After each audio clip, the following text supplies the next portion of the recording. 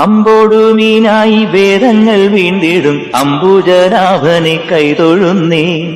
ആമയായി മന്ദരം താങ്ങി നിന്നിടുന്ന താമരക്കണ്ണനെ കൈതൊഴുന്നേ.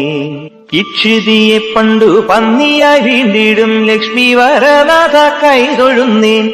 ഈരേഴും മാനുഷ കേസരിയായിടും കോടക്കാർ വന്നനെ കൈതൊഴുന്നേ. ഉത്തമനാകിയ വാമനമൂർത്തിയെ ഭക്തിയോടെപ്പോഴും കൈതൊഴുന്നേ.